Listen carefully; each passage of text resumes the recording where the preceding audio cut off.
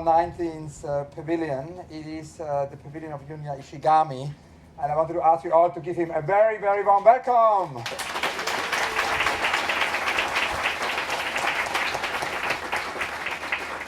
It is the 19th pavilion here, a scheme which was initiated with the first pavilion in 2000 by Zaha Hadid and attracts up to 300,000 visitors annually. It is very much for everyone, as Tim Berners-Lee said the other day. This is for everyone. Not only are there no doors, it's very open, everybody can walk in. What is, however, the first time, it's the 19th analog pavilion, but we have for the first time this year a digital pavilion, which will be an augmented architecture commission with Jakob Steensen, who is here with us, and who will be interviewed immediately after Junya. Please give him a very warm welcome as well. A very warm welcome to Jakob Steensen. Now, a few more words of introduction. It is, I think, very fascinating how this pavilion brings many things together. I was thinking this morning when I came here about my conversations with Cedric Price. You know, when Cedric always talked about this idea of actually doing a building which could fly away. You know, he wanted to do an aviary which could fly out of the zoo, and of course we can visit today his aviary in the London Zoo. I don't know who of you have visited the aviary of Cedric Price and Newby. So many of you haven't. So it is a really great thing to do if in the next couple of days you find time to go to the London Zoo. This structure by Price, Newby, and actually Snowdon moves in the wind, and similarly to the structure of Junya, you know, has somehow a very strong tendency to defy gravity. The difference, of course, is that this structure Junya built here is much, much heavier. Above you are 61 tons of stones, which seems very unlikely, and I can reassure you it is stable. That I think is the extraordinary thing, is that this structure is very much, you know, very heavy, but it is also very light. It is a dreamlike structure of refuge emerging from the Serpentine lawn. It's constructed through the arrangement of slates into a single canopy roof, and the interior of the pavilion is an enclosed, you know, cave-like space. It is a place really, according to Junya, for free space for philosophy, possessing the weighty presence of slate roofs seen around the world and simultaneously appearing so light it could blow away, Junya told us. This is an attempt to supplement traditional architecture with modern methodologies, to create in this place an expanse of scenery like never seen before. And this amazing scenery, which we see here, as Junya will explain to us, has also a lot to do with the as found of Peter and Alison Smithson. Very often, Ishigami starts from, you know, elements he finds, and this architecture will be also the place for many events this summer. I think it's important to say that this structure, having free admission, is used by many, many people in very unpredictable or unprecedented ways. It's often interesting to see, you know, early morning we have all the joggers in the park, and they always find a specific use of the pavilion. You know, Frank Gehry had a lot to do with stretching, and we will see how the joggers, you know, will use this structure. And it's not only a structure, you know, for humans. It's not in that sense only centered on humans, but of course also the many animals in the park will find a way to use it. And that leads us to the very first meeting I had with Ishigami. We met at the Architecture Biennale exactly 10 years ago, I think, in Venice. And I never really knew what was wrong in that meeting, because Junya seemed very sad and worried. And I only found out later what had happened, because he had built this extraordinary architecture, almost weightless architecture out of fiberglass, right? Fiberglass, yeah. Sort of self-made fiberglass elements. And the night before we met, a cat had entered the space in the Arsenale in Venice and completely devastated the entire structure, and he had to start from scratch. So that was, you know, our very first meeting. Now, this will not happen here, but what will happen is a lot of park nights, a lot of events. We're very delighted that in today's talk with Junya and of course Jakob afterwards, we inaugurate the public program here in the pavilion. We will then follow up with Park Nights. The Park Night program is supported by COS and is for emerging and established artists who can kind of take over the architect's pavilion and almost play it like a musical instrument. And so you'll have musicians like Klein, you'll have visual artists and writers, poets like Precious Okomoyon. Precious will write a special play, so the pavilion will become a little theater. At the same time, you have Kiko Kostadinov, a fashion designer who will do a fashion show performance here. You have Leila Weinraub, you have Vanilla Gelaba, you have Tentem Benja SL, you have Cecilia Vicuña, and of course, Jakob Steensen. That's where we're going to have the digital pavilion enter the analog pavilion, and Jakob is going to do a performative piece here in Junya's pavilion on July the 12th. So we hope that actually you can all come back for many of these park nights, but also come back on July 12th for the opening of the augmented reality pavilion. There is also the program Recipes for Change, which invites community groups, artists, activists, writers, and architects to form connections through food in the pavilion. There is also the Architecture Family Pack and program sponsored by COS, which will give actually children and families, special access. And of course, that is also true for Jakob's, augmented reality pavilion. We'll have a lot of educational projects related to that. The project of Jakob will be called Deep Listener, and this AR installation will immerse visitors within the complex ecosystem that circulate around the Serpentine Galleries Park. And that's, of course, what it's all about, because both Ishigami and Steensen's scheme, as different as they are very deeply connected to nature and to ecology. Thank you, to nature and to ecology. And that, of course, is also the big theme of our, 2020 50th anniversary year. So in a way, it connects and anticipates many things which will also happen next year. Now, before I ask the first question to Junya, I wanted to say a few more thank yous, because so many people have contributed to make this pavilion here a reality. It's a real teamwork. Our foremost thanks go, of course, to Junya and to Jakob, as I already said. Also to Junya Ishigami's team, who is here. Prem Lawrenson, Masayuki Azami, Gaga Sfira Silmi, and Yehub Ku, as well as Tomoko Kumura, who is Junya's translator. I'd like to welcome you here at the Serpentine. And I think this incredible team who worked day and night over the last 6 months needs a big round of applause.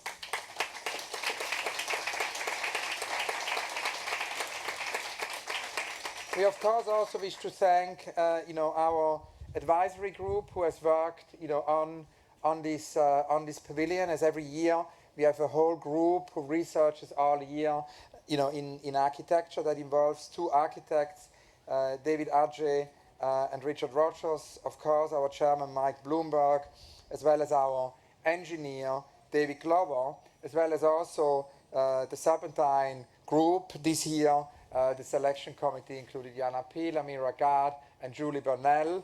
This is, I think, Julie's 14th pavilion, Julie Burnell's 14th pavilion.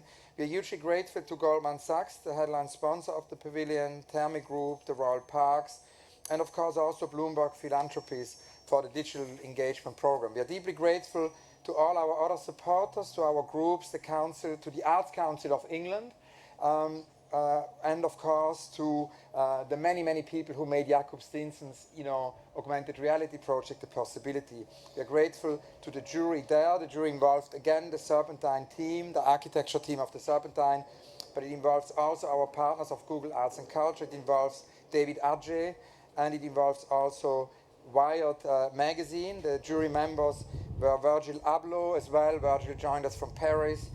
David Adje, Yoncha Dervisoglu, Amira, again the Serpentine team, as well the Google team, Freya Murray, Iva Logetov, Amit Sood, Ben Vickers, Kay Watson, our entire digital team, and of course John Wiley and Greg Williams. And then of course I already mentioned the Serpentine Pavilion team. I'd also like to mention the assistant curator Natalia Grabowska. Again, in the augmented reality team, there are, besides Ben and Kay and Amira, whom I already mentioned, many more people who worked on this. Eva Jäger, Sophie Netchev, Alex Boynes, Iva Yogetov again.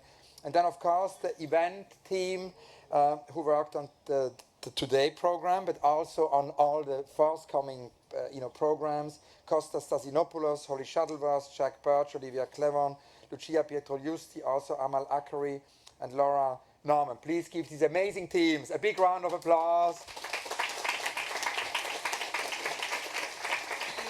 And we now are going to start the conversation with Junya.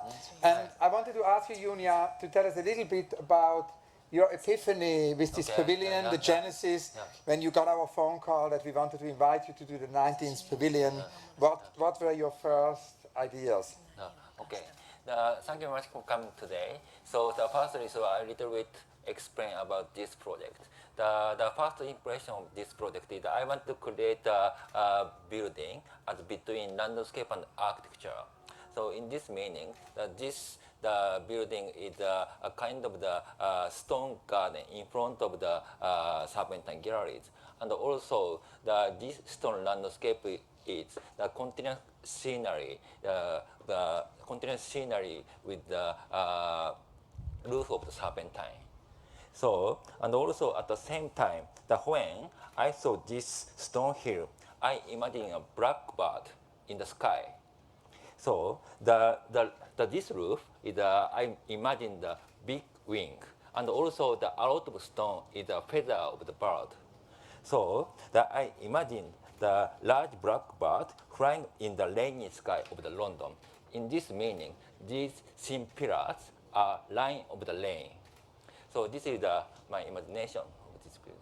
And can you tell us a little bit about the material? Because as I mentioned, there are more than 60 tons of this extraordinary material above us. And I also wanted to say, we are all very happy that today, for the opening of the pavilion, the sun is shining. But at the same time, we are also hoping that there will be some rainy days. Because as you pointed out to me, actually yesterday, you almost prefer the beautiful color when the rain falls. So it's an amazing material which keeps changing. It's never twice the same. Can you tell us a little bit how you sourced this material and what prompted you to use this very material here? So because the reason why I use the black stone is I imagine the rainy day, because if the water is flowing on the roof, the color of the black color becoming the kind of the mirror. So the roof reflects the sky. So I want to create a different type of the scenery, the rainy day and the sunny day. So this is a very important point of me. And can you tell us a little bit about the process? Because one thing which is so extraordinary in terms of your practice is that you build magical models. And we kind of have this pavilion scheme here because we always want to exhibit architecture, but we don't think that models is the right way to do so. I always feel like, exhibiting model is almost like when you exhibit scores of music and you can't listen to the music. You can't have the embodiment, this embodied experience we now all have, in this pavilion. So I was very curious to sort of hear more about the process of your models and drawings, because you had an exhibition last year at the Cartier Foundation, and when I heard it, that you would have an exhibition of models, I was initially skeptical because I thought, another exhibition of models. But then we did a talk there, like today we did a public, conversation in the garden. It was also outdoors in the wonderful garden of the Cartier Foundation, and I saw the exhibition and I was completely mesmerized because it was actually very different from the usually very sterile or often very sterile model. Your models are very tactile, one wants to touch them. They're also very, multi-sensory. They're like an experience. And they're, of course, always also accompanied by wonderful drawings and collages you make. So I wanted to ask you, tell us a little bit about this material, which is all going to be in the catalog, which is very exciting. Yeah. For me, the drawing and the model is very important to imagine the real architecture, because the architects have to jump the scale. So because firstly, so we draw the drawing on the paper, but in this time, the building itself is very small. But in the reality, the building is very big. But I always imagine I want to always jump the scale of the imagination of the architecture. So the only paper is not enough. So sometimes I made a big model to see to think about more feasibility of the building. And at the same time, that sometimes we make a very small model to imagine the different point of view of the building. So I think that in this meaning, I always using the different material to think about the architecture. So and also the difficult point to make a building is the first. We can't make a one-to-one samples. So the architect have always think about a building in a small scale. So and also the architect always draw the drawing like a plan and a section. So in this meaning, the architecture thinking way is very abstract.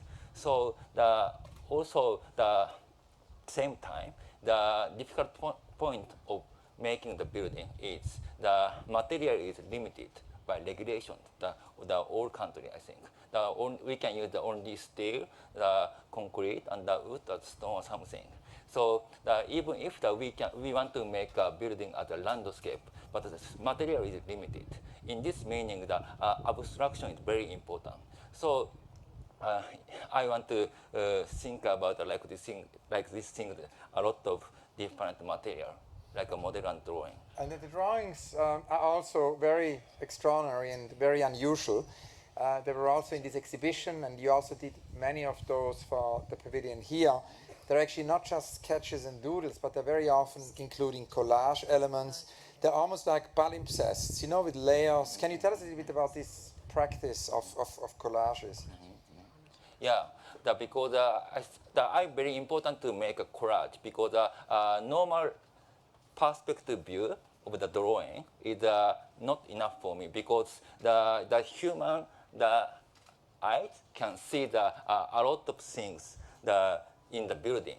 The normal perspective view is just one view, but the people in the building can understand a lot of the detail or something in the same time. So I think the real experience to be the building is not just a perspective view.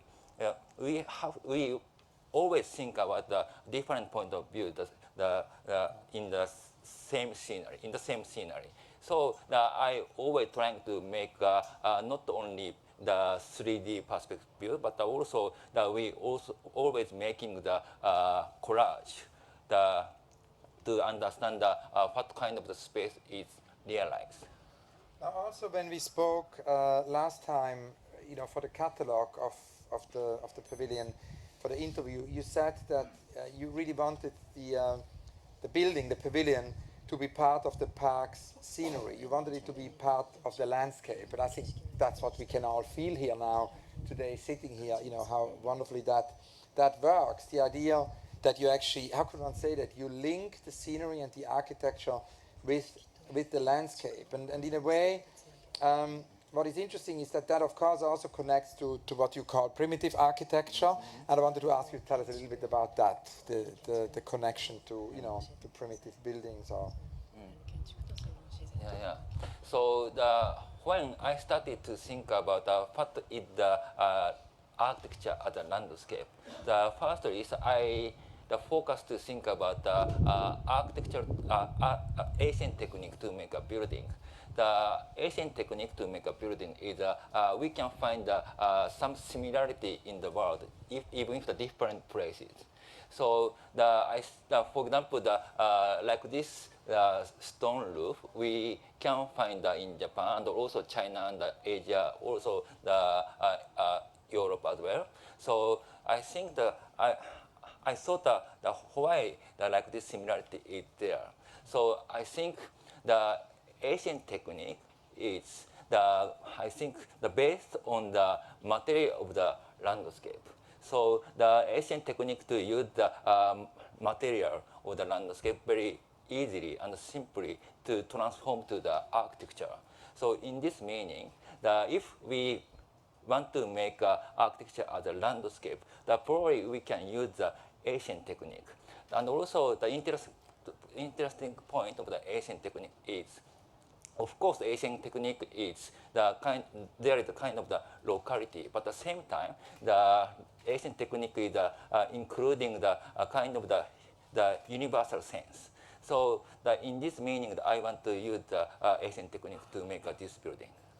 Now, when I came to London sometime, sometime I must have been in the late 90s, I interviewed Peter and Alison Smithson, and they refer to this idea of as found, no? And it's very interesting because you emphasize in a way very often that actually one discovers architecture, one discovers things which are already there. And so I wanted to ask you to tell us a little bit about how that works in relation to that building, the as found. Yeah, so I think the architect always have to find some unique character in each site because I think the architecture is not mass production. So even if the same function and the same condition, if site is different, probably the architectural solution will be different. So this point is very important. I think it's very important. So I think how do you say, in this meaning, the architect always have to find kind of some unique point of each site. So each condition and environment different, different unique point of the environment and condition of each project. So this is a very important point of to make architecture, I think. So that's kind of end of part one. We wanted to discuss the pavilion here, but we thought also that we look at images. So I don't know, can we circulate them? Or how should we do that, these images here? Because I think we have copies, right? Yeah. I don't know who has the copies. Can we circulate them? So yeah, we have them. They're coming from behind. We have many photocopies. Because, we think in terms of the very haptic and tactile aspect of the architecture of Junya, it seemed wrong, to look at images here digitally, and we thought it would be nice to have a much more physical thing. So as an experiment, we thought we're just going to distribute many copies, and then we can all look at these images. And it's kind of interesting because it has to do with a little bit contextualizing also the pavilion in terms of your previous projects, because we thought it would be interesting to talk about that and then also about some of your recent projects. Of course, what happened over the last 10 years since we met is that 10 years ago, most of your projects were unrealized. And today, most of your projects are being realized. I mean, the whole Cartier Foundation exhibition, which I evoked, was all about realized works or works which is about to be realized. And it's also interesting maybe for you to know that the exhibition, because that has just been announced, that the exhibition of the Cartier Foundation of these different projects of Ishigami is going to tour to Shanghai, to the power station, where it will be shown this summer from the 17th of July to October. And it's exactly the exhibition from Paris in a different arrangement, plus one new element, which is, of course, the model of this very pavilion here at the Serpentine. So, the two things will be connected. Now, we spoke the other day about all the projects we could show, and the first project we thought we would show, because it connects to the park, it's a wonderful park connection, is, of course, this lecture hall in the park. Can you tell us about this? Yeah.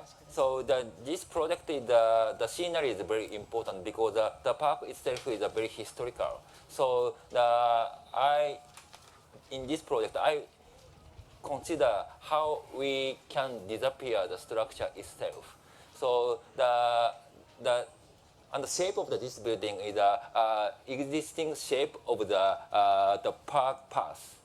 So the entrance is very long, and also the center is a little bit there is some space, and also the another side is just a wall. So I trace the shape of the existing park path, and also the all load of the big roof is supported by the thin glass, so no pillars. So probably people. That to show.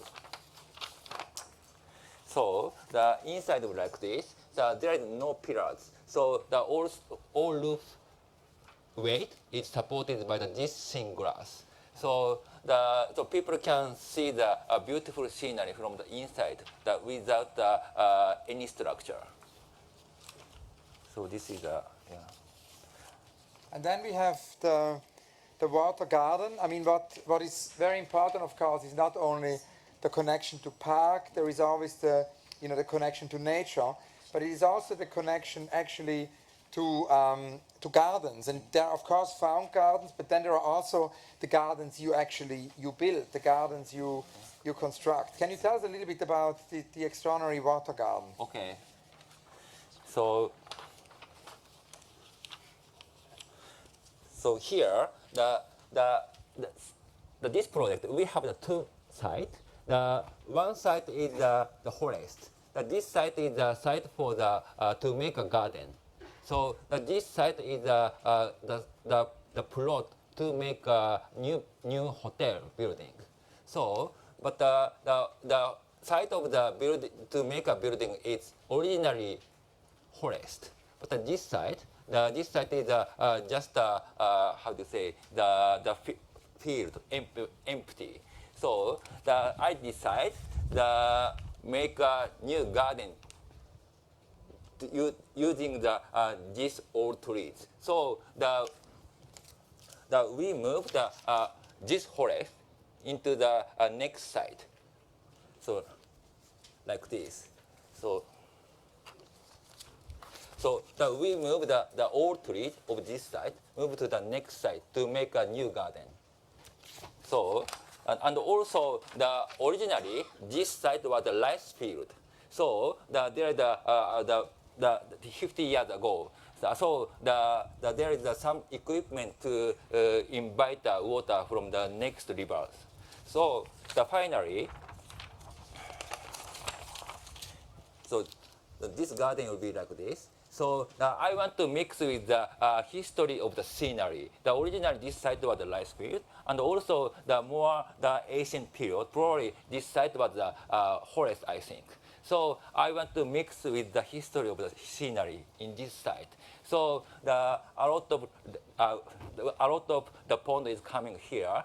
The same system as the rice field, and also all these trees come from the next site. So I want to create a new kind of the nature to use just using the existing element of the site, surrounding of the site. And it's This is the interesting because yeah. I was reading about it in your book, Freeing Architecture, and I think this idea of freeing architecture is really in all your projects. And you write there that landscapes that were originally here but never met mix and mingle with each other. So this new nature is a mix. Yeah, I think so. Yeah. Yeah. So, and also originally, I think the nature is not natural condition, but always nature is mixed with the human activity and the natural environment. So in this meaning, I want to create a new relationship with the human activity and the natural environment. And of course, this idea of mixed reality will then also be discussed with Jakob, in the discussion of the augmented reality pavilion. Now, you also said that it was basically a natural environment without using anything new and without discarding anything that was here.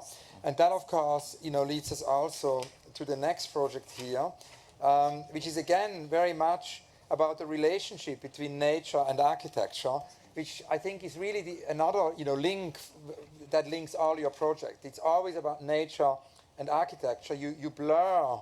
Sometimes you eliminate the boundary, sometimes you blur the boundary, sometimes you mix the boundary. So I wanted to ask you to tell us a little bit more about this nature-architecture blur in the context of the house and restaurant project. So I think the nature is not just a planting. So of course, sometimes I'm thinking the fact is the oldness of the structure of something, because I feel when I saw the ruin, I feel the kind of the mixture with the human structure and the landscape. So this project is I was thinking the fact is the oldness of the architecture and the building. So my definition is the oldness is a kind of the process of the building to the into the nature, because the new building is very artificial and also the completely artificial. But and also the rain and the window and the sunlight or something destroy the structure itself. So this process is the kind of the oldness, I think. So I think the old building is a little bit mixed with the natural things and also the artificial things. So in this project, I want to create a building looks old. So the idea is very simple. So I dig the hole in the ground and also pour the concrete on the hole, and also excavate the soil, the surrounding of the structure, and then finally the structure will be like this. So of course we put the glass, the edge of the structure to make inside space. But this atmosphere is not looks new. So this is the kind of the in between atmosphere, the nature, and the artificial structure. So this is probably if the people first see this building, probably the people can understand this is the building which made the 1,000 years ago or something. But this is actually very new. So in this project, I want to think about what is the oldness of the building. This is also the one of the philosophy to think about the nature of the architecture as a nature. And this idea of architecture as a nature, and we don't have images yet of that because it's not yet been published, it's a brand new project, plays also a role in your big new hotel project, as far as I understand. Can you tell us about this? So I don't have the image, the hotel, but I explained that this project is the project in China. So of course the China project is always big development. And also the half of the site is the protected area of the nature. And also half of the land is originally farmland. So I decide make a building in the edge of the border of the protected area and the farm area. So the idea is, but at the same time, I don't want to make a building as a wall. So this project also we dig down the soil into the if this is a section, that this is the protected area, this is the farmland. So we dig the soil like this. So we create a big cliff on the edge. So the height is around 6 meters or something. So we insert the building on the wall of the cliff. So this is the idea of the hotel project. And China brings us also to another project of yours, which initially when I saw it thought would be an utopic, unrealized project. It is actually extraordinary that it is being built as we speak. And that is your church. Can you tell us about this church building? Okay. Yeah. So this project is also China, and the function is the church. So the site is the bottom of the valley. So and also sometimes I'm thinking what is the scenery. So basically the normal understanding the scenery is a very ambiguous definition. But my definition is more clear. The scenery is just the outside space, and also even if the outside space, there is some how do you say? There is some home made by the structure of the landscape. For example, the valley, the valley shape is narrow and high, made by the wall of the cliff. So, in this meaning, this site was the bottom of the valley. So I want to create the church, the continuous scenery of the existing valley. So this is the section. This is the existing valley. I put the wall, the middle of the valley, and then I want to create a new valley space inside of the building. So the entrance space is very narrow, just 1.3 meter, but the height is 45 meters. So this proportion is the valley proportion, I think. So. And another quasi-utopic project. Yeah. This is the model like this, and also the inside is like this. So the light is coming from the ceiling. The ceiling is just open. So the light is coming from the top of the roof. So the light is very beautiful, and also the inside space is very mysterious. That we can feel some God. Now, what is amazing is that these are all, truly radical experiments. And Zaha Hadid, our friend and mentor, with whom, as you all know, the pavilion scheme started in 2000 when Julia Peyton-Johns invited her to do the first pavilion. They together started this pavilion scheme. Zaha Hadid, in my last conversation with her, told me, and she actually wrote it on a post-it for my Instagram, for my protest against the disappearance of handwriting. She wrote on a little post-it, there should be no end to experimentation. And that is so true, for your practice. There seems to be an endless experimentation. What is the secret? How can one maintain in an architecture office endless experimentation? I don't know, but I think the experimental thing is the kind of the core to make a building, I think, because as I said, the whole building is a completely different condition.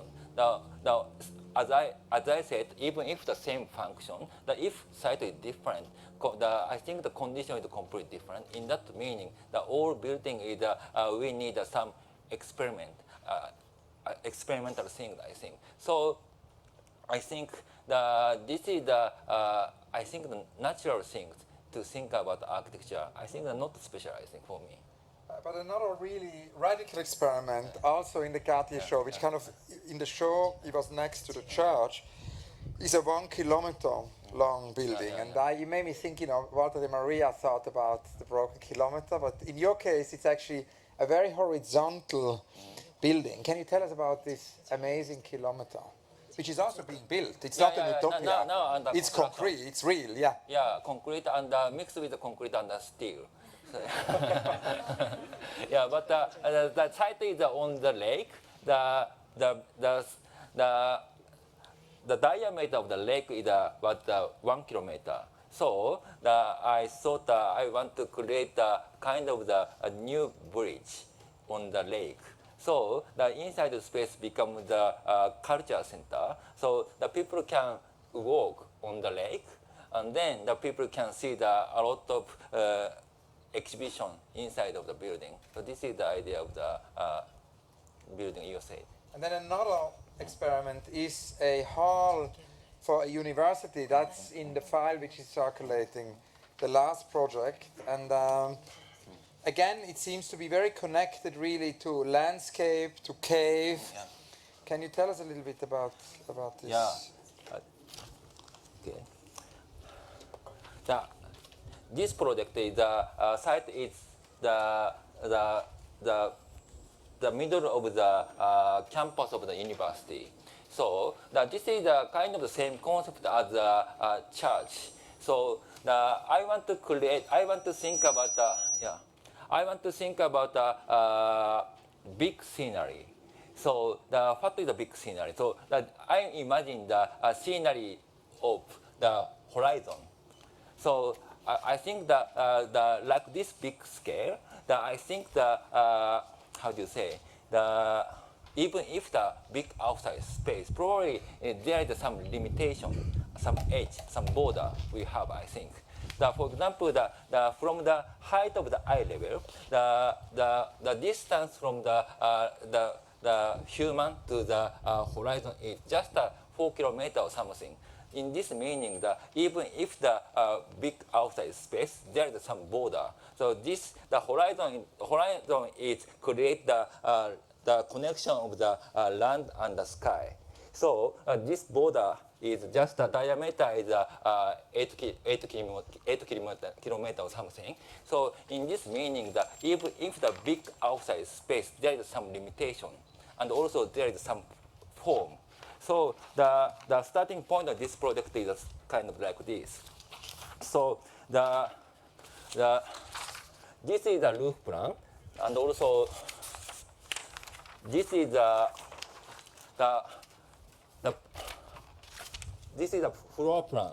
So the inside is nothing, no pillars. So the all big roof is supported by the surrounding wall. So and also section is like this.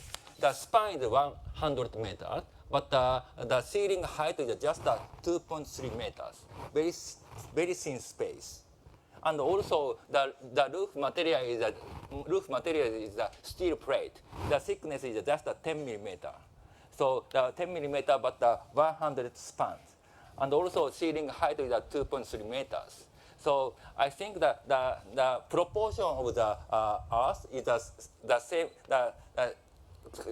Probably there is some similarity. The very thin space. So this is the inside view. So I want to create a space like scenery. The roof is like sky, and the floor is like earth. So and also the space is a little distorted like this. So the inside space, there you can see some border here like horizon. So I want to create like this scenery inside of the building. This is a concept of this project. And that leads me to another question, because looking at this idea of the 1 kilometer building, looking at the church, looking at this university building, being in the pavilion here in London, it has to do always also with scale. And you said in an interview we did that human scale must not be the only scale for architecture. Could you explain that to us, and maybe also just talk a little bit more about what scale means to you, and maybe also about the scale of this structure here, of the Serpentine Pavilion? Yeah, firstly, as I said, the scale is very important for me. So now we always making a lot of scale of the model. So I think I want to recognize all things as a space. For example, like this pot. So I think that as probably all architects can imagine the space inside of this pot. Also, the inside is a very transparent wall, and also that we can find the pond inside of this space. So I want to imagine all things in the world as a space. So in this meaning, I think that even if the material, I want to feel the some space inside of the structure or something. So, and also this building, of course, the roof is like this, the massive structure. But I think that we can fill a lot of small space in between a lot of stones. So I don't want to create a very strong surface. I want to create how do you say a very ambiguous border of the space and the structure. So this is the kind of the consideration of this building. And that could almost be, a great conclusion of this conversation. Would I not have the last question, which is a question which is the only recurrent question in all my interviews, which is the question I've asked you many times before, the question about your unrealized projects. And when I asked you that, 10 years ago, as I said, most of your projects are unrealized. Today, most of your projects are realized. You do entire exhibitions of your realized work. But I still think it would be interesting to hear about one or two of your unrealized projects. And there are, of course, many different types of unrealized projects. There are projects which are too big to be realized, or projects which are too small to be realized, or there are also projects which are, in a way, forgotten, lost competition entries.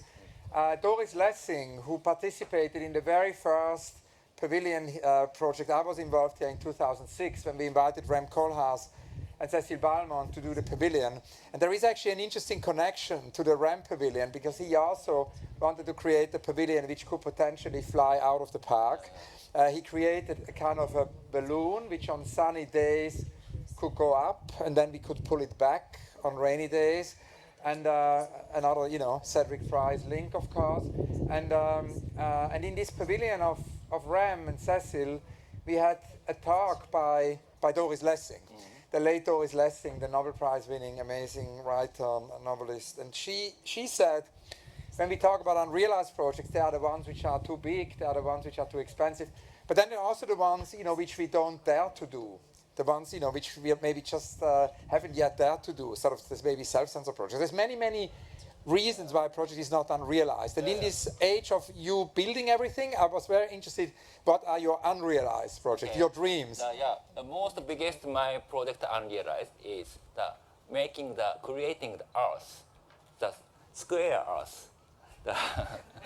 No, of course, the normal Earth is just like this ball. But if we create like this cubic Earth, in that case, the condition of the nature is completely different. For example, we feel the ground as a horizontal surface, but the originally like this the distorted surface. But if make flat this one, in this case, the all surface becomes the slope, because this is the horizontal surface. But if we create the completely flat surface, in this case, this point becomes the slope. So if create a cubic roof, a cubic earth, in this case, all point is become the different slopes. So in this meaning, if we think about the cubic earth, probably how do you say, the C will be create the center of each surface, I think, and also the corner will be become the sky. So I think the only changing the shape of the earth, the condition of the nature will be different. So this is one of the realized project of the biggest one. There really could not be a more wonderful conclusion. Thank you so much. Many thanks to Junya Ishigami.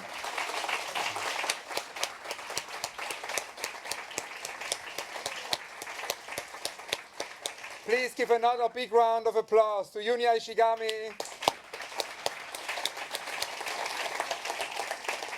And at the same time, let's all give a very, very warm welcome to Jakob Steensen.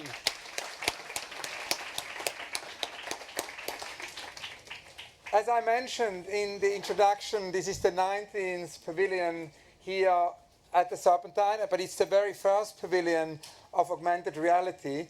Both have in common, as we could hear from Junya, that they have to do with mixed reality. Yours is a different mixed reality than Junya's, and we're going to flash that out in the conversation. But I wanted to begin in a similar way how we began with Junya, really with the genesis of this project. And it's interesting because when we met for the first time about 2 years ago, it was actually Ben Vickers, the Serpentine's Chief Technology Officer, who had introduced us, and we met in New York. You told me a lot about your interest in architecture, but also the fact that exhibitions are only a part of what you do, that you also work with games, so there are many different parallel realities, and that in a way architecture might be an unrealized project, and of course today it's now here realized. So I wanted to ask you to tell us a little bit about Deep Listener. That is the title of the inaugural Augmented Architecture Commission here, how you came up with this idea, why is it called Deep Listener? Because I thought it's fascinating, because the other day I was speaking to Etel Adnan, the poet and artist and painter, who is now in her 90s, and she was saying that there have been so many manifestos in the 20th century, but she felt it's very important for our time that we can listen, not only listen to each other, but also listen to the planet, listen to other species, listen to plants, listen to trees. Can you tell us a little bit about the way Deep Listener was born? Yes, of course. I have the microphone on. So the Deep Listener is a augmented reality project. So it will be a project that people download onto their cell phone. And what I found interesting about the cell phone as a device is that you have it in your hand. That's kind of a screen, but that's also audio, and it can connect to GPS. So the Deep Listener will allow you to walk around the entire park. And then I've worked with a collaborator, Matt, who normally makes audio for natural history institutions. And then we have audio recordings of bats or parakeets, these parrots in the park, of roots in the earth and different things in the landscape. And then physically, as you walk around with your cell phone, you're walking through different audio layers, so that, for example, there's a tree by the lake that has actual parakeets in it. It's these parrots in the park, and there's kind of a mythology of where they come from. Some people think that they escaped in the 90s. Some things that people suggest that they were brought over as part of a film in the 70s, I think it was. And then when you go there by this tree with your phone, you are walking physically through space by the tree, and then you're slowing down audio of the bird language up to 6 times, because when you slow down bird language, you hear complexity in it that your ears normally cannot perceive. So with a cell phone and this Deep Listener project, we are augmented kind of your senses in the park and how you are experiencing species here. Another key species in this project is the London plane tree. So this was a tree that became widely distributed all across London in the 17 and 1800, actually to combat pollution. So it was kind of fabricated between different kinds of sycamore trees, because it takes 150 years for pollution to go through the bark of the tree. So this tree is a central entity in this project. So I've been working also with different species in the park, and then digitizing textures from them within the landscape itself, like the parrot and the trees. And then through the phone, you are kind of experiencing in new ways the same ecosystem that you're already part of. And these virtual species appear on your phone, and they visualize different audios of the species just as you walk through the entire landscape of the park. So it's almost like an art walk and a map and a kind of way of reimagining or spike some kind of interest for things that are already in the park here. So just like, I was really fascinated by your work in the talk.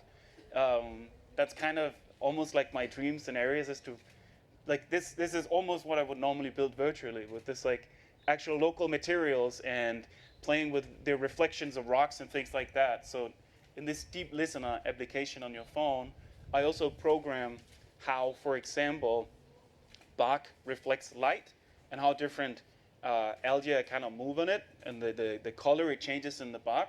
So on your phone, you're able to kind of zoom in, look at things and listen to things that you're not kind of are beyond your human senses. But through the technology, you're kind of expanding your senses a bit, and in a very playful way as well in this project, how you are experiencing the park.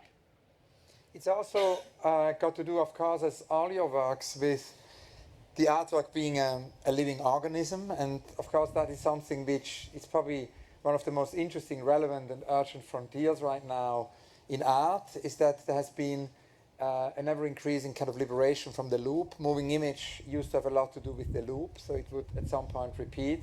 We've seen a lot of works over the last couple of years liberating us from the loop. Here at the Serpentine, of course, with Ian Cheng, with Bob, Bag of Beliefs, where an exhibition has a central nervous system and will never be twice the same, or with Pierre Weeks, Umwelt, where an exhibition would be experienced together with 100,000 flies, and there would be many feedback loop, and again, never repetition. The exhibition, as Pierre said, is a living organism, and there are really many artists at the moment who do that. I'd also like to remember here the artist Martin Roth, who so tragically passed away, age only 41, this week, who also always talked about this idea, you know, that exhibitions or artworks are living organisms, and that's very much true for your work. Your work has a lot to do with being a living organism. Can you tell us a little bit about the deep listener living organism?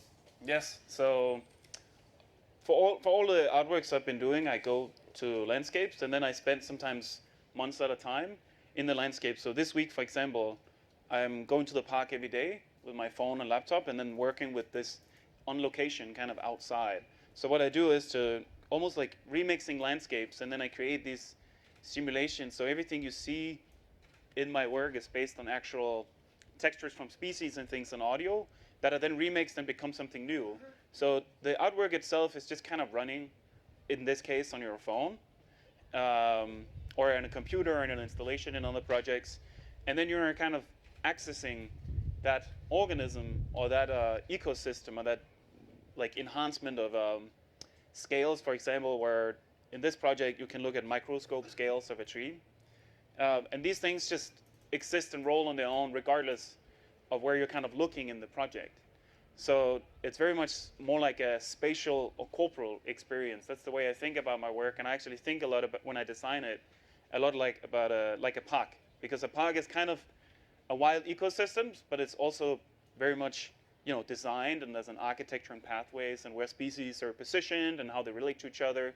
Are they like fighting each other? Are they helping each other? People who manage parks, they think about these kind of interspecies relationships.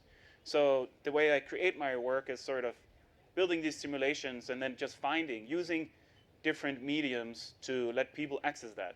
So to me, it doesn't matter so much if a work is in a headset, on a phone, on a projector, or how it's experienced. It's more that there is some kind of medium that allows you as a human, something in your senses, to access these other worlds, and they're based on real things, but transformed or kind of evoke some kind of curiosity and new imaginations of ecosystems. And that's, of course, important, I think, the way you just described it, to understand the way you work, because you've spoken before about the exhibited output, right, acting as a tunnel between the viewer and between entire fabricated world. And that means, of course, as you explained so beautifully, that there can be different presentations from the different source projects. But now that we kind of understood the way you work, I wanted to find out how you got to that, actually, because you were not always working with augmented and virtual reality, because as you told me at the time in New York, you actually began with painting, and then from painting you came to video, and then you came to games and to virtual reality, and then to installations, and now to augmented reality. Can you tell us a little bit about when actually the virtual took over? Because there was clearly a moment in the practice when that became the most important part. Well, it was almost kind of a loop, yeah. Because as a teenager, a kid, my dream was to be an animator, either in comic books or for video games, and build the virtual landscapes. So as a kid, we start modifying these video games where you play like with your friends, maybe 4 versus 4 people or something. And then there's a world, there's an architecture in this space that you're navigating. So we modified those games, and then I started my education, and I went to like art school. I started painting because that's what you kind of did in art school, and then I made paintings of virtual landscapes. And then the further I did that, the more I just fully returned back to what my pure kind of interest was to start with, which is the building these virtual landscapes and how they relate to physical spaces. So it's almost like a circle of entering a bit of the art world a bit with painting and things, and then fully exiting that world again. So now my work also exists more like in film world or in video games and different VR productions outside of art and inside of it. But it has all just come back to building, fabricating kind of virtual spaces, but of quite big scale. So some of them is also like a full virtual island of 4 times 4 kilometers. Or here, the way I consider like an augmented app on your phone, it's not the phone itself, but it's more the park. So it's more like how can something in your hand connect to the landscape that you're already walking around in. So just like you were talking about, or we heard about before with the architecture that is kind of melting together with the pathways of the landscapes, the way I design also exhibitions and with this app on your phone is the same, where it's melding into the space and the architecture of an exhibition. And here it's around the lake in the park. Because for me, it's not so interesting to work with the technology itself. It's more as this tool or pathway to sensing ecosystem in new ways. That's what's interesting to me, that you can transform your senses. So I try to almost let the technology or the structure, as much as you can, it's always there, disappear. Now, you also told me that the inspiration comes from outside the art world. And last night I watched your most recent interview, which is on the Louisiana Channel, the Louisiana Museum in Denmark. And again, you said that it comes from outside the art world, and mainly and above all from eco-fiction. So I was very curious, what inspires you right now about eco-fiction, and who are the kind of eco-fiction writers we should all read? What is urgent? Yeah, well, I'm a big fan of this writer, Jeff Vandermeer. So he's been gaining kind of more and more popular traction the past few years, and made also like a Hollywood movie with Natalie Portman and things. But his writing is really interesting to me because it's very sensory. So Jeff wrote a book, for example, called Finch, which is about all of a sudden there's this people kind of made of fungus arising next to humans. So in this book, a lot of the paragraphs, the kind of craft of his writing is about smell and like slime and touch and different things that are quite abstract otherwise to kind of perceive in language. So his writing is really interesting to me because it's quite radical in its imagination of how new species come into existence and different things, and just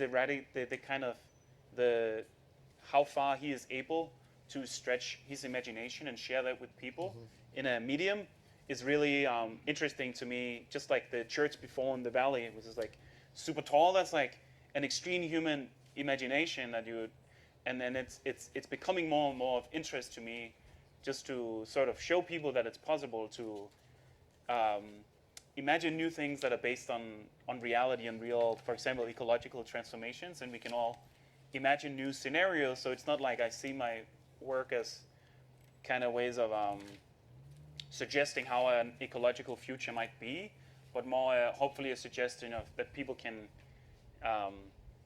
imagine new scenarios for landscapes. And whom else should we read besides Jeff Vandermeer? Right now I'm reading this book, The Sixth Season, by J.K. Nimish. And in that book, that's really interesting as well, because she's writing of how there are humans who are able to perceive seismic activities and influence them. So this is also kind of a new way of thinking about humans' relationships with the planet. And then, of course, there is the research. It's not only reading, but actually Ben Vickers, who together with Kay Watson curated your project here, Ben always talks about your long durational research. He says there are very few artists, who spend so much time researching. You're really an amazing field researcher. You can, for a year, research for a piece. I wanted to ask you to tell us a little bit about the research. I hear rumors that sometimes you camp for months in a landscape. You were seen, I think, for 6 months on an island camping and just gathering data. And then all of these data gets collected and also digitized. It would be great to hear about this practice of you as a researcher, as a field researcher, and maybe also a little bit more about how you did research for the project here.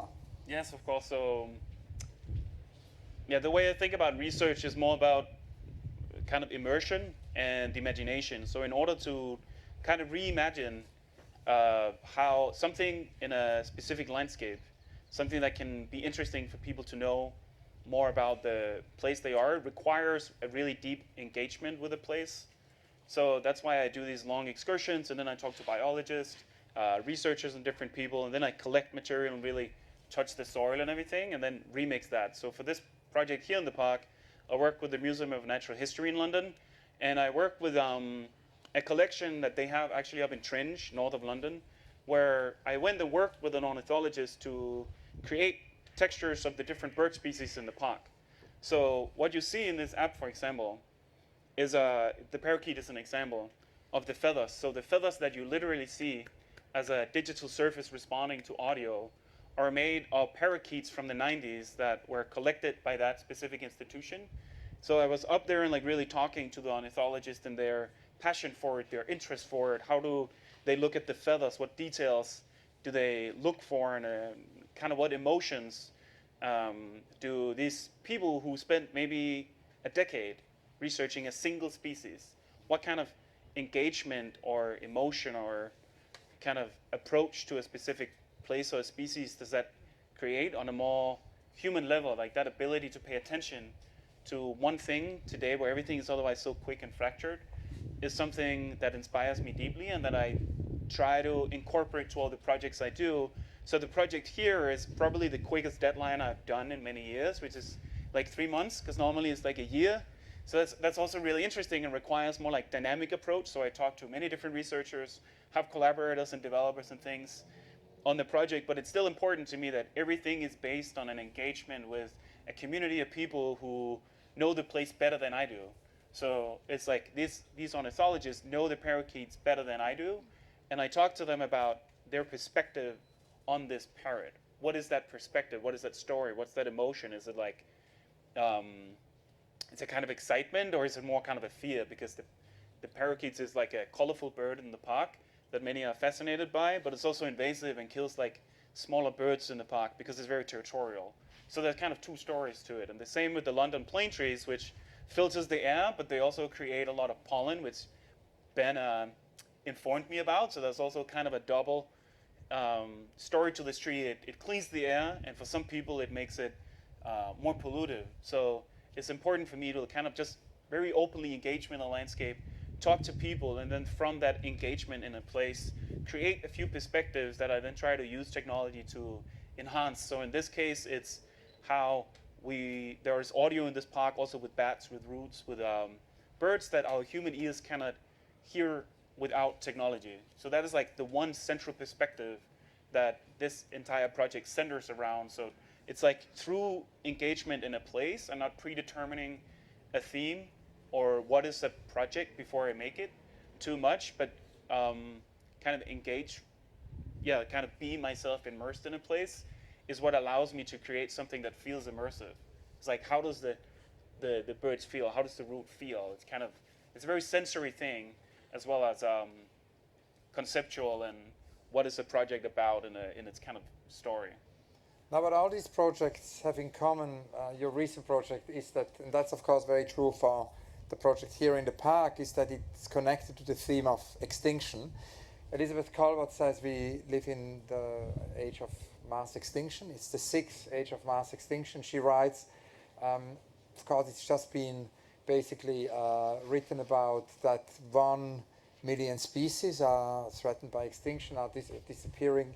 And that is something Gustav Metzger has said for so many years. We did an extinction marathon here with Gustav. He always said when we talk about climate change, no one will wake up. It's when we talk about this theme of extinction that maybe change could happen. So I wanted to ask you, in the current context of extinction, there is of course also a whole issue of de-extinction. It is an extremely contentious debate, which we had here at the marathon. For those of you who are interested in the theme, and I think it's interesting to watch that in connection to your piece. There is a whole archive of the Extinction Marathon on the Serpentine website. So there's the contentious issue of de-extinction, the practice of bringing back species which have been declared as extinct. And, that is, of course, not something you support, but at the same time, it's interesting that you do connect a lot to the theme of extinction and critically assess de-extinction. There is, of course, the KWWO bird, and that is one aspect, and it's something you focused a lot on. But there are many other, species which you looked into. Can you tell us a little bit about that whole complex of extinction, de-extinction in in your work? Yeah, so extinction and de-extinction has been a theme of interest for me for a couple of reasons. One is, of course, that it's a very urgent, real thing that's happening that's quite terrifying. But also because it activates the imagination a lot. And there's also a lot of natural history museums that are now digitizing their entire collections. So maybe in the future, people are actually preserving landscapes and also historical landmarks virtually because they know that they will disappear. So in the future, there's probably going to be in like 50 years some species or places that are only accessible digitally. So this as a theme is kind of interesting to me, but also as a human like imagination or some kind of it's almost like a doomed cause in a way that you try to like archive things that are disappearing and then thinking that you can bring them back to life, because I think that's an impossibility. So these projects of de-extinction is really inspired by Britt Ray, a friend of mine that's a writer. She wrote a book on de-extinction where she talked with many different researchers all over the world that are right now. The Rise of the Necrofauna book? Yes. Yeah. Yes. Rise of the Necrofauna. Yeah. So yeah, she actually informed my practice for the last couple of years. Yeah. Conversations that I had with her, because in her book, she interviewed scientists all over the world who are right now occupied with bringing extinct species back to life. But her own perspective and conclusion from it is and all the researchers agree on this too, is that what you create ultimately is a new creature. It's a modification. Mammoth would live in a different ecosystem, so its diet would be different, and therefore it will kind of evolve and live differently than what it did. But humans are still trying to bring this animal back to life out of some fantasy or some like precaution or some feeling of control, sort of. So it's like my interest in de-extinction is more how the practice of bringing extinct species back to life, what wider emotions or fears or anxieties of the climate and control of it is that related to that's going on. So for me, it's more the practice of kind of trying to protect yourself from things on a societal and global scale, an ecological scale. Like you can't really protect yourself from it through de-extinction, but it's like this sort of control, and that feeling and practice of doing that is why I've been occupied with de-extinction and this Kauai bird from Hawaii that became extinct in the 90s. Did a project where I interviewed Douglas Pratt. He is an emeritus professor in North Carolina in ornithology, and he spent 40 years of his life. P.R. Pratt? Yeah, Douglas Pratt. P.R. Douglas Pratt. He spent 40 years of his life studying an entire population of birds that are endemic to a small plateau on an island in Hawaii. And they are all extinct now because of a hurricane. But they became extinct because of a hurricane in the 90s because there are mosquitoes carrying avian malaria that came to the island in the 1800s. So something that humans did in the 1800s, all of a sudden make many species extinct in the 90s. So I interviewed him on his emotions of what defined his identity for a big part of his life. You know, his entire field of work, his network, his passion, everything. What does it feel like knowing that you're one of the last people on the planet who can actually like create oral narratives of things that are now gone? So what is that feeling of transformation like, and that knowledge?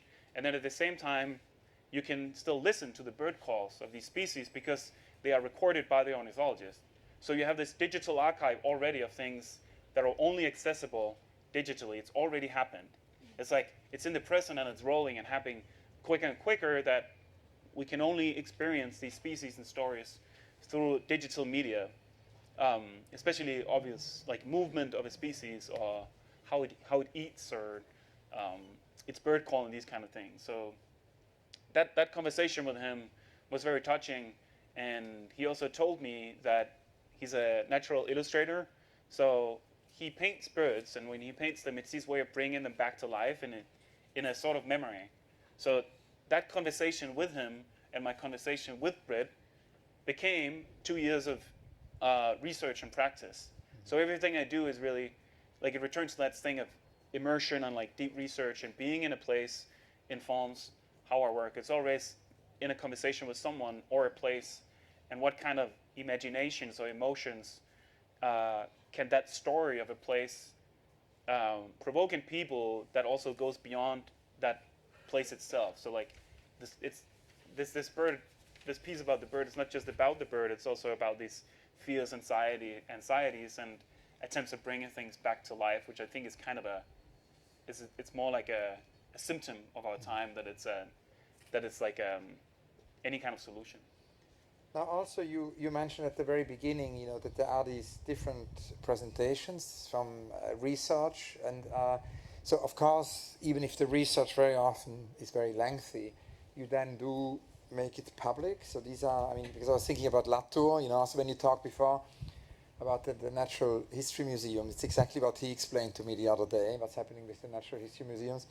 And Latour, of course, talks about, experiments one makes public, and you make your experiments public. And I'm very interested in that because, of course, the idea, it's the 30th anniversary of the World Wide Web. We spoke to Tim Berners-Lee, and he laments this potential loss of net neutrality as a faster internet for people who pay and a slower internet for people who don't pay. And he objects this rightly so and says, we need the same World Wide Web for everyone. This is why he says this is for everyone. And that's, of course, also true for such VR and AR experiences. We believe that it's very important that they are freely accessible for everyone. And you do make your experiments very, very public. I suppose that's also why you use these different platforms. You use games, you use exhibitions, you use, Venice Biennale was another platform this year. You use Biennales. And you told me once that you do this to introduce the public, as big public as possible, really, to new ecological perspectives that are often niche. And I thought that was a very, very important thing, and I wanted to ask you to explain that to us, this idea to actually pick on certain niche perspectives and then make them public. Yes, so I'll just think about it for 1 second. But I think, the Kawaii project is an example of that, where someone is super niche, and through that 40 years of study of something, you can create a new narrative about things that become extinct and how they're preserved digitally. So this is not a story or an awareness of what's happening that many people in general in society is aware of. And often, they're much more abstract scientific stories than the one about extinction. For this project in the park, I'm working with this type of algae and plant that's in the water, and how different birds on lava has a shared ecosystem in it, and how they started to plant a sort of weed down here in the water to kind of combat algae blooms, and also have these specific larvae and birds a place where they can lay eggs. So it's behind that story, there's also a story of how many different species come together and live together in this kind of community, or it's like a co-species habitat. So this is also not I don't think a lot of people think about the algae and these plants down the lake here. But through a project like the Deep Listener, you can sort of introduce people in the park about things that are happening in the ecosystem and why certain plants and species are there in a very imaginative way, or in a kind of visceral way beyond just a little scientific narrative that way.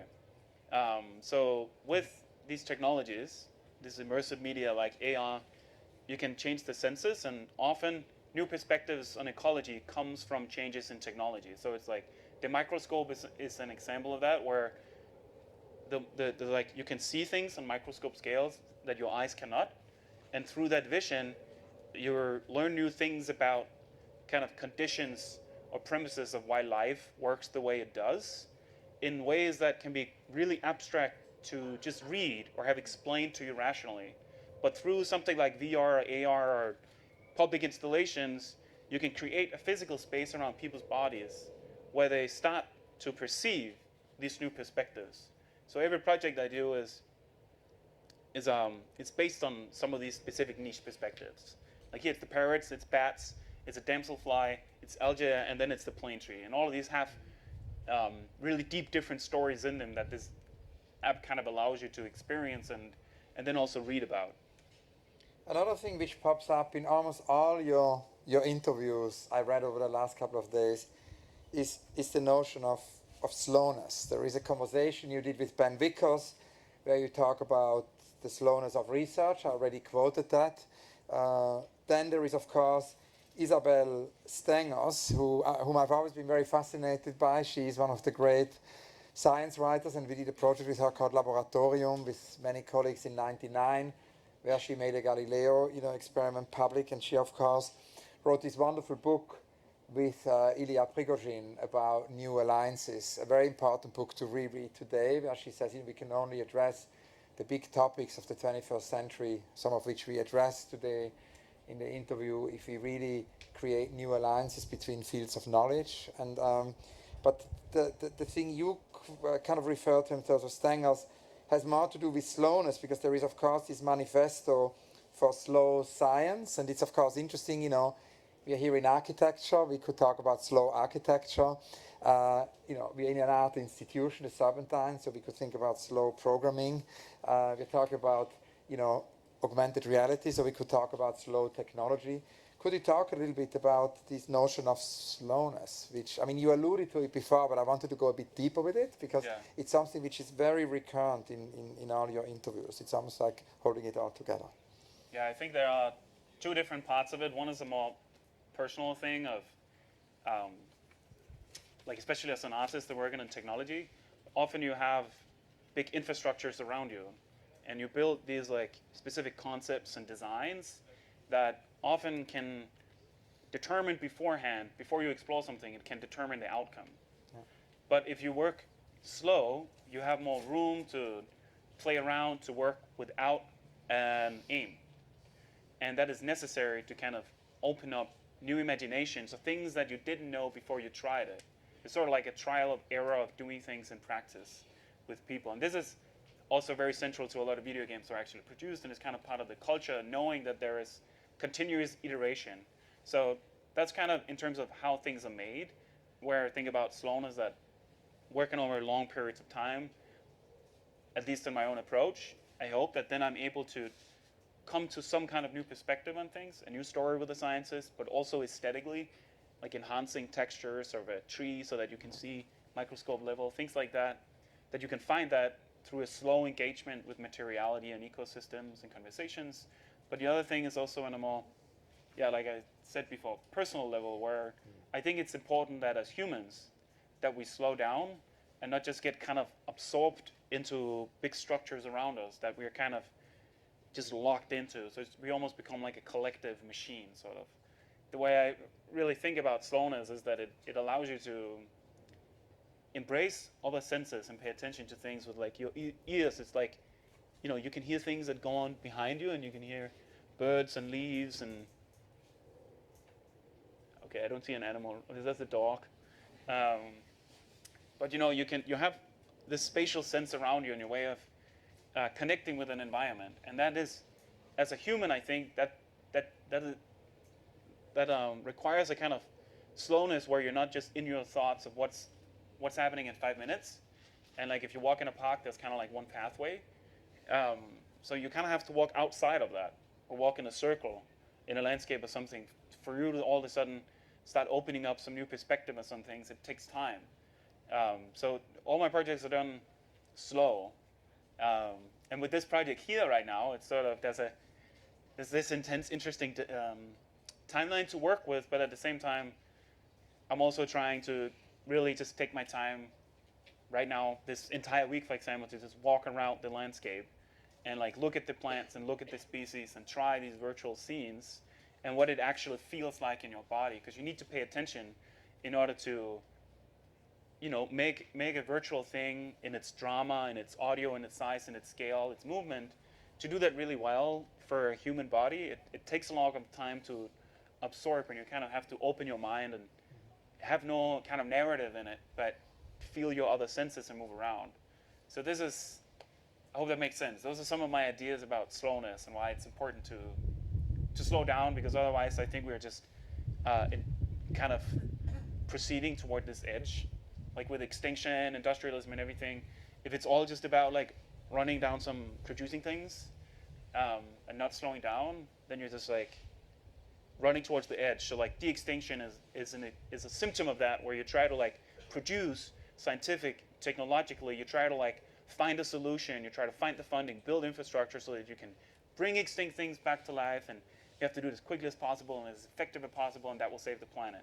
But I think that's just another symptom of things that doesn't embrace these kind of other modalities of sensing and being as a human today. And I think a pavilion like this is a great example of something that's really more slow and interesting, because it's like this big open space. You can see the rocks from the outside. It's very like elegant, and it has like different directions. It's not unidirectional.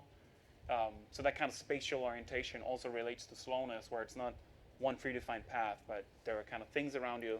And that's something like AR especially, I found through this project, is really good at, where you have an entire POC to make a digital artwork. So like it's a digital artwork, but it's in a POC, and you can walk in many different directions and just take your time with it. And it kind of also is so fascinating because connects actually deeply to what Junya was telling us about the principle of his collages, and this multi-perspectivism in the collages. I suddenly thought there was a link, and of course what you were describing with speed, bringing civilization on the edge of a precipice, is exactly what the great Doris Lessing, whom we quoted earlier, said in 2006 in the pavilion here. I have two last questions. We talked about video games, and when Ben Vickers introduced you and me 2 years ago, you were still much more in the world of video games, and now you're in many parallel worlds. And I was kind of wondering if you think about these different outlets for your project. Are video games still relevant? Are you working on new video games?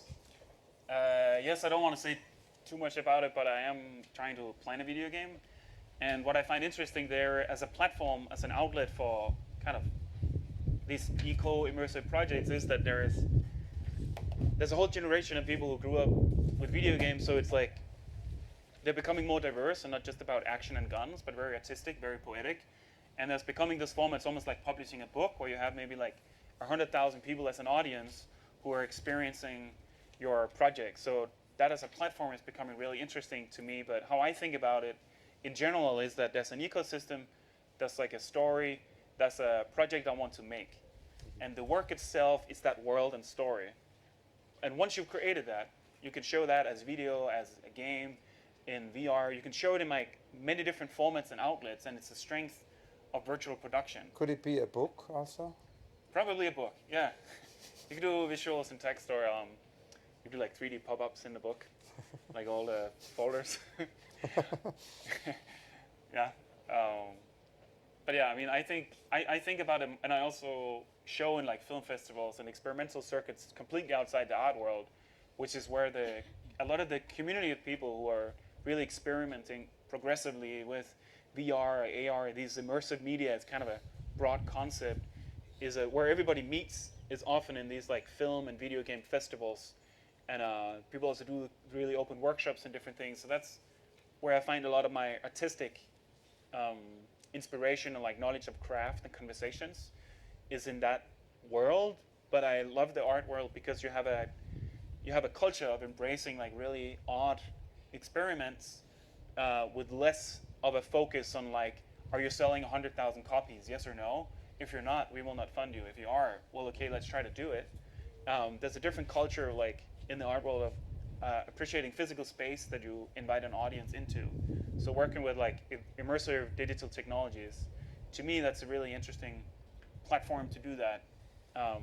Like an app in a park, for example, with an art institution. It's like, you can do that. Without the institution, it's probably pretty hard to convince anyone to do this deep listening, audio reactive species walk in a park.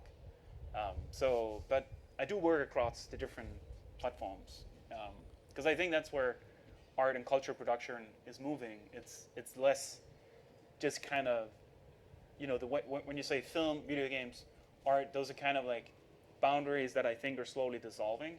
And especially when you look at people who are practicing the mediums very natively, often like people who make really interesting things like VR, also like VJ, or they create like concerts and different things like outside of that world and really progress the mediums. So already like the people who are making it are very much across these different fields, but each field still has a different approach to narrative design, engagement with audience, and format. So there are different cultures still in how some of it is presented, but the people who make it overlap more and more. So I think, if you look at that as a fact, I think slowly the borders between institutions also going to change because what will be produced is going to be more of a mix. And that brings us back to the mixed reality, we discussed with Junya, and it could not be a better conclusion. There is, however, my last question, the question about your unrealized project. I was curious if you could tell us about a project which was too big to be realized. We should never forget that there are also the projects which are unrealized because they are too small. Sildo Meireles wanted to do a little cube, 1 centimeter cube, in a museum, and the entire museum around would be empty. So it took him many years, almost like an entire lifetime, to kind of find a museum who would do that. So that was a project which was too small to be realized. And then there are the projects, of course, which are utopic, which are unrealizable. There are the projects we haven't dared to do. Can you tell us about 1 or 2 of your favorite unrealized projects? Yeah, there are 2 different ones. One of them is actually working more like physical architecture and creating like a massive creature and infrastructure, like sensors and like an AR app, but where everything you see there is kind of alive and physically there in space. I'm not entirely sure how, but slowly I'm trying to build tools towards that. But the more interesting unrealized project that I'd really like to do is to go to the deep sea and then collect the textures from different species there and then build a big like immersive environment from things that are so deep into the sea that they're some of the first species on the planet. So you can almost time travel by going into the deep sea and go to like deep sea vent in places. So this is an unrealized project that's the most interesting and urgent for me, is to go to the deep sea and work with species there and then extract it. And from something like so niche, so specific, where you go with a deep sea rover, a little robot into the sea, you can almost time travel and show a new world. But through immersive, what I really find interesting with these technologies is again almost creating this tunnel for people's senses. So what's otherwise perceived like this, if you put on a headset, it can be like fully gigantic around you, and you can do this with many different more and more medium that are kind of spatial and fits like fully immersive, and you can change the scale of things and the time, like how you can slow down time, you can change it. Yeah. Amazing, Jakob. Thank you so much. A big round of applause for Jakob Steensen. And I think we should give another big round of applause for Jakob Steensen and Junya Ishigami. Thank you both very much.